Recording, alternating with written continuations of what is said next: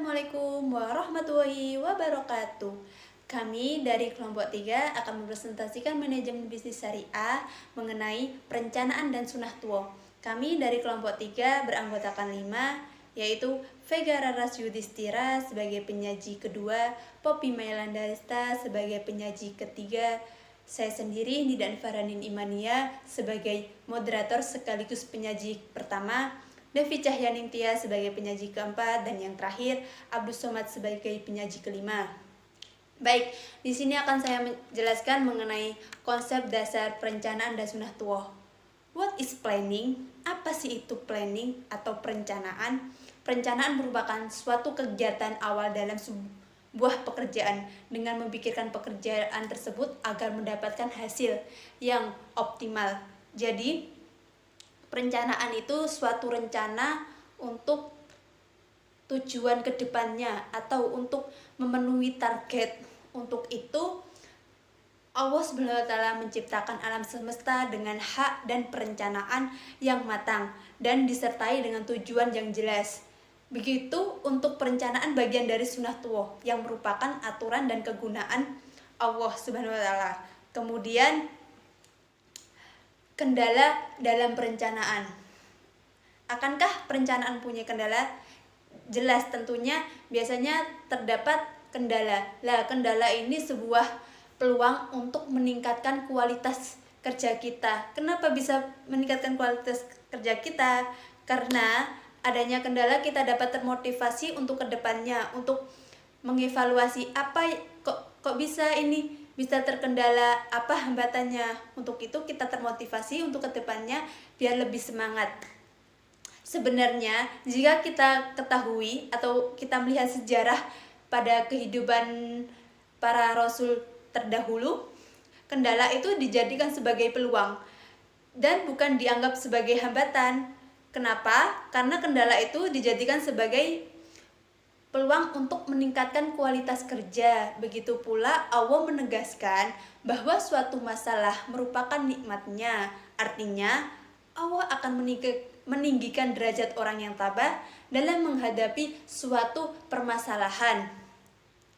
Oleh karena itu, suatu masalah dianggap sebagai rahmat dari Allah. Maka orang-orang yang tidak paham dengan suatu masalah, maka sebenarnya orang itu tidak seorang yang beriman kepada Allah. Salah satu indikator seseorang yang beriman adalah tahan banting dan siap menghadapi segala sesuatu permasalahan.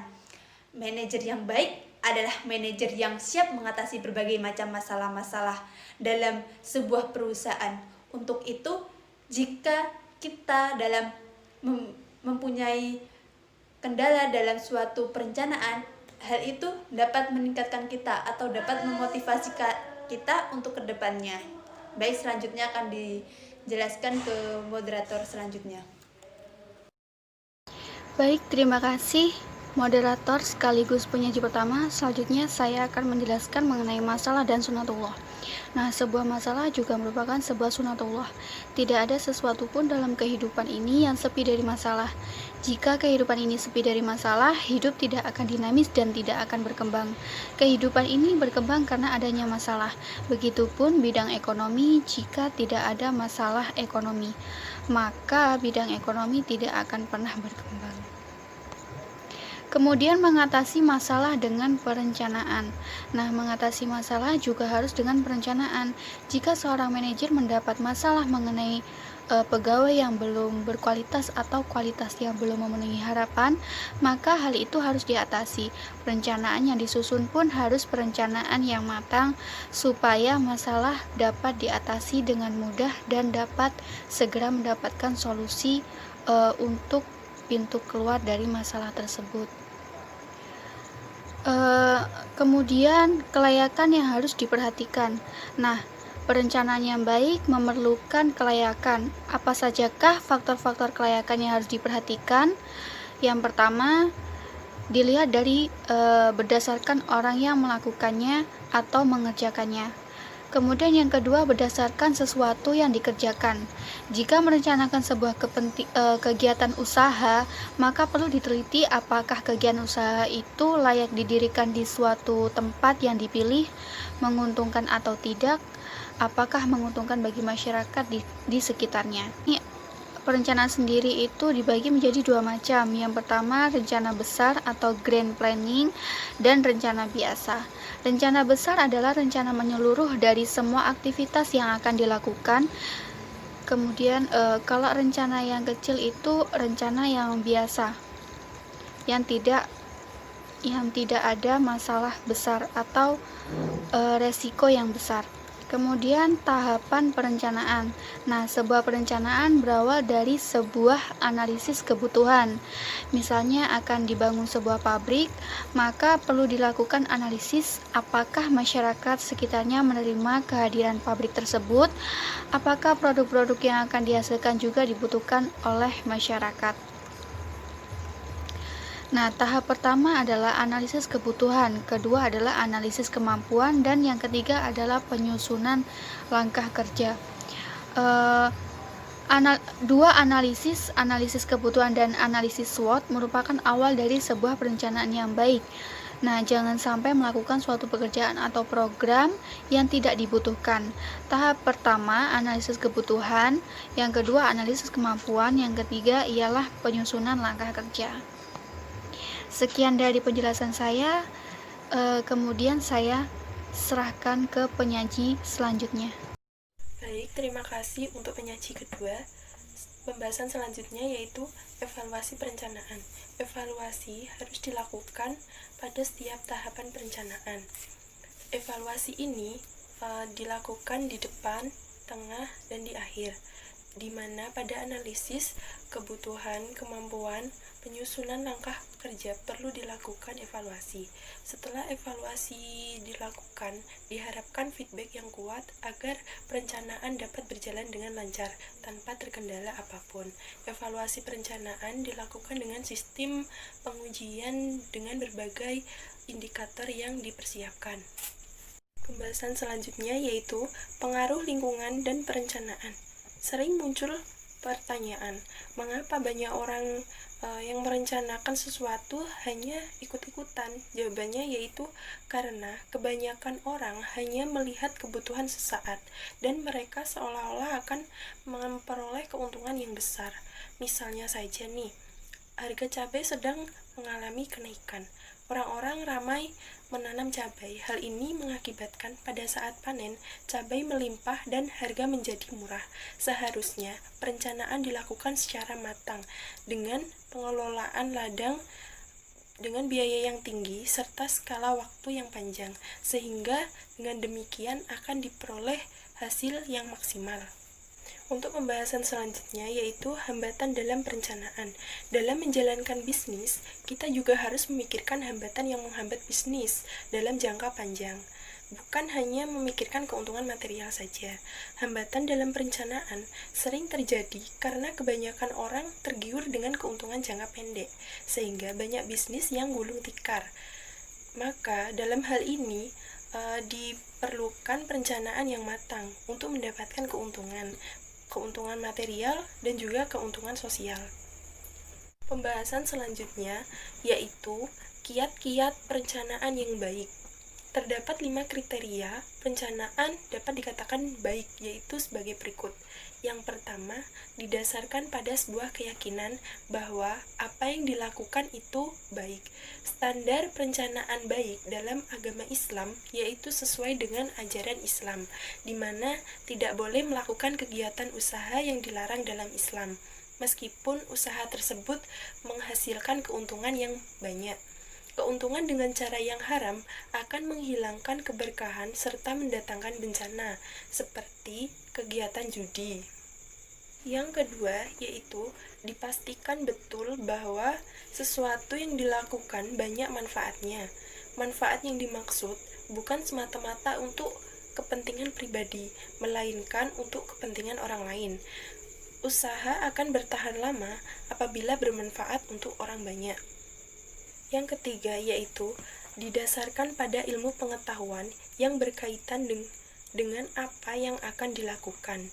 Dalam merencanakan bisnis, pengusaha harus banyak belajar, meski dari yang terkecil. Misalnya seperti mendengar, membaca, agar dapat mempertanggungjawabkan segala hal yang dilakukannya di kemudian hari. Selanjutnya yaitu yang keempat, dilakukan studi banding atau benchmark, di mana studi banding ini merupakan kegiatan melakukan studi terhadap praktik terbaik perusahaan sejenis yang telah sukses menjalankan bisnisnya, di mana kita memerlukan banyak pengalaman bisnis orang lain agar kedepannya bisnis yang kita jalankan ini menjadi lebih maju dan tidak mengulangi kesalahan-kesalahan sebelumnya yang dapat menghambat perkembangan bisnis kita. Selanjutnya yaitu yang kelima, dipikirkan prosesnya. Proses yang seperti apa yang akan kita lakukan ke depannya merupakan salah satu kriteria yang wajib direncanakan. Karena apabila proses direncanakan dengan baik, akan mempengaruhi kesuksesan sebuah bisnis untuk ke depannya. Jika tidak direncanakan, maka bisnis yang kita jalankan akan bersifat stagnan atau bersifat tetap. Tidak diperoleh sebuah kemajuan. Sekian penjelasan dari saya. Untuk pembahasan selanjutnya akan dijelaskan oleh penyaji keempat. Kepada penyaji keempat dipersilahkan. Baik, terima kasih untuk penyaji ketiga. Untuk pembahasan yang selanjutnya adalah kesabaran dalam berbisnis. Mengapa banyak orang tidak sabar dalam berbisnis? Alasannya mungkin sebagian besar tidak bersabar dalam berbisnis karena ingin cepat meraih keuntungan dan cepat kaya. Banyak orang yang merencanakan suatu bisnis, tetapi dalam implementasinya, bisnis itu langsung tutup karena setelah setahun atau 2 tahun tidak mendapat keuntungan. Jika seorang pebisnis langsung menutup usahanya ketika menghadapi satu tantangan, maka ia sesungguhnya bukan seorang pebisnis. Pebisnis atau pengusaha yang baik adalah orang yang mampu bangkit dari kegagalan dan memiliki prinsip bahwa kegagalan merupakan bagian penting dari keberhasilan. Pada dasarnya, seseorang akan berhasil jika pernah mengalami kegagalan. Untuk pembahasan yang selanjutnya adalah visi dan misi dalam perencanaan. Dalam melakukan perencanaan, visi sangat diperlukan sejak awal. Visi itu kemudian dituangkan dalam bentuk misi. Misi itu kemudian dituangkan dalam bentuk program. Visi merupakan invisible matter yang mengantarkan kepada sesuatu yang akan dilakukan secara berkesinambungan. Visi Islam adalah rahmat bagi seluruh alam yang bersifat abadi dan selalu melekat pada diri manusia. Setelah visi dituangkan, langkah berikutnya adalah menentukan misi. Misi Islam adalah memberdayakan semua kekuatan sehingga menjadi sesuatu yang dapat dinikmati oleh kehidupan manusia secara luas. Contohnya, jika visinya adalah menjadikan semua potensi yang ada sebagai sebuah kekuatan yang bermanfaat, maka misinya adalah bagaimana memberdayakan semua kekuatan sehingga menjadi sesuatu yang dapat dinikmati oleh kehidupan manusia secara luas. Contohnya, jika visinya adalah menjadikan semua potensi yang ada sebagai sebuah kekuatan yang bermanfaat, maka misinya adalah bagaimana memberdayakan semua kekuatan sehingga menjadi sesuatu yang dapat dinikmati oleh kehidupan manusia secara luas. Jadi sifat misi, visi cenderung kepada dasar filosofi dan misi relatif lebih terukur. Untuk pembahasan yang selanjutnya adalah bisnis dan misi menyejahterakan masyarakat. Apakah semua bisnis harus memiliki misi menyejahterakan masyarakat? Jawabannya adalah iya, karena pada dasarnya bisnis apapun yang digeluti harus ada kaitannya dengan kebutuhan masyarakat. Oleh karena itu, dalam membangun sebuah bisnis, hal yang harus diperhatikan adalah apa manfaat bisnis itu untuk masyarakat. Jika Anda memiliki peternakan ayam, maka salah satu misinya adalah bagaimana agar orang mengkonsumsi ayam lebih banyak. Hal itu menunjukkan adanya tanggung jawab dari pengusaha ayam itu untuk memberdayakan dan memajukan ekonomi masyarakat sekitarnya. Pengusaha itu tidak semata-mata mengejar keuntungan saja, tetapi bertanggung jawab kepada masyarakat lingkungan sebagai misi sosial dan sebagai tanggung jawab sosial perusahaan, corporate social responsibility. Untuk pembahasan yang selanjutnya, visi umum perusahaan dalam pandangan Islam.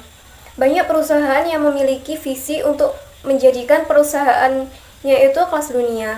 Seperti apakah perbedaan antara visi tersebut dan visi dalam Islam? Kalau dalam Islam menjelaskan bahwa visi perusahaan adalah menjadikan perusahaan yang multiguna dan berpedoman kepada nilai-nilai yang universal. Oleh karena itu, terkait hal ini, maka visi perusahaan dalam Islam bukan semata-mata untuk urusan dunia saja, tetapi juga bagian dari ibadah kepadanya. Keuntungan yang diraih adalah keuntungan tetap berlandaskan kebenaran, kejujuran, dan keadilan. Terima kasih. Untuk pembahasan yang selanjutnya akan dijelaskan oleh penyaji 5. Kepada penyaji 5 dipersilahkan. Saya sebagai penyaji kelima, saya akan menjelaskan tentang hak dan kewajiban produsen. Nah, hak yang pertama itu hak dibayar. Nah, produsen itu berhak menerima pembayaran yang sesuai dengan kesepakatan mengenai kondisi dan nilai tukar barang atau jasa yang diperdagangkan. Nah, yang kedua itu hak pelindungan. Nah, untuk hak pelindungan ini, produsen mendapat pelindungan hukum dari tindakan konsumen yang beretikat kurang baik. Nah, yang ketiga itu hak pembelaan. Nah, mengenai hak pembelaan ini, produsen itu melakukan pembelaan diri sepatutnya dalam menyelesaikan hukum sengketa dengan konsumen. Nah, yang keempat itu hak rehabilitasi. Nah, untuk hak rehabilitasi ini, produsen mendapat rehabilitasi nama baik apabila terbukti secara hukum bahwa kerugian konsumen itu diakibatkan oleh barang atau jasa yang diperdagangkan. Nah, slide selanjutnya itu kewajiban produsen. Nah, yang pertama ini memberi informasi yang benar, jelas, dan jujur mengenai kondisi serta memberikan penjelasan mengenai penggunaan, perbaikan, dan pemeliharaan barang tersebut. Nah, yang kedua, memperlakukan atau melayani konsumen secara benar dan jujur, serta tidak ada diskriminasi. Nah, yang ketiga, menjamin mutu barang atau jasa yang diproduksi atau diperdagangkan berdasarkan ketentuan yang berlaku mengenai standar mutu barang atau jasa. Nah, yang kelima, memberikan kesempatan bagi konsumen untuk mencoba barang dan jasa tertentu serta memberikan jaminan yang berupa garansi atas barang yang dihasilkan oleh produsen. Nah, yang selanjutnya itu memberikan kompensasi. Kompensasi itu berupa ganti rugi ya, atau penggantian atas kerugian akibat penggunaan, pemakaian, dan pemanfaatan barang atau jasa yang diperdagangkan. Nah, yang terakhir itu memberikan kompensasi atau ganti rugi terhadap penggantian barang atau jasa yang diterima atau dimanfaatkan tidak sesuai dengan perjanjian di awal. Nah, yang selanjutnya itu kecurangan dalam pandangan Islam. Nah, pada prakteknya itu berbagai kecurangan itu tetap saja akan terjadi. Bahkan ada pepatah itu mengatakan bahwa jika produsen tidak curang, maka akan mati. Nah, bagaimana Islam memandang hal tersebut? Dari pepatah tersebut bisa dilihat bahwa akibat pepatah tadi itu ya, ketidakjelasan visi, dan tidak ada visi karena tidak ada visi yang jelas tersebut, maka akan menghancurkan perusahaan itu sendiri. Nah, saya akan memberikan satu contoh ya tentang kecurangan. Nah, kecurangan ini terjadi pada tahun 1988, di mana masih terlihat ya peristiwa lemak babi yang menghebohkan. Ada 34 jenis makanan dan minuman yang mengandung unsur lemak babi tadi. Bahkan hasil tersebut diteliti oleh Dr. Tri Sutanto, Fakultas Pertanian Universitas Brawijaya Malang. Nah, di antara jenis makanan dan minuman itu terdapat berbagai produk yang sering digunakan atau akrab digunakan oleh masyarakat. Contohnya itu seperti sabun mandi, pasta gigi, mie instan, susu bubuk, dan kecap. Nah, jika dilihat dari kecurangan tersebut, sangat jelas ya bahwa pengusaha-pengusaha itu yang merugikan orang lain adalah pengusaha yang hancur. Dan pengusaha yang berhasil itu sesungguhnya justru tidak merugikan orang lain. Karena keberhasilan itu ukurannya itu bukan semata-mata pada nilai dan materi. Bahkan mengorbankan hal-hal prinsip hidup kita. Nah, selanjutnya contoh bisnis pada zaman Rasulullah. Nah, contoh bisnis pada zaman Rasulullah itu atau pada zaman sahabat itu ya banyak sekali contoh bisnisnya ya yang dilakukan Rasulullah itu banyak sekali dan para sahabat. Saya akan memberikan contoh satu saja ya dari sahabat Abdurrahman bin Auf. Nah, beliau ini selalu mencontohkan Rasulullah dalam bisnis. Dan yang dicontohkan Rasulullah itu seperti jika beliau itu menjual barang, maka beliau itu akan menjelaskan kelebihan dan kekurangan barang tersebut. Nah, itulah salah satu contoh ya bisnis yang dilakukan oleh Rasulullah. Sekian dari saya kembalikan kepada moderator. Baik, begitulah penjelasan dari kelompok kami, kelompok 3 mengenai perencanaan dan sunatullah. Jika ada yang dipertanyakan atau kurang paham mengenai penjelasan kami, bisa ditanyakan. Mohon maaf ada tutur kata kesalahan dalam penjelasan kelompok kami. Sekian dan terima kasih. Nun wal qalami wa ma yasturun. Wassalamualaikum warahmatullahi wabarakatuh.